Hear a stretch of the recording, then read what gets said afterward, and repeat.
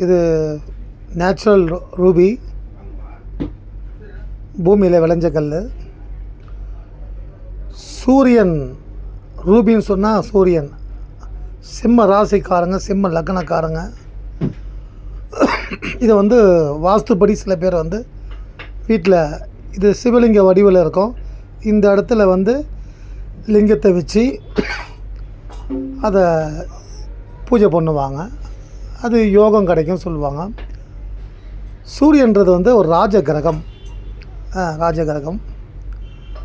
அது சூரியன் ஆட்சி பெற்றாலும் உச்சம் பெற்றாலும் எந்த ராசியாக இருந்தாலும் இதை வச்சு பூஜை பண்ணலாம்.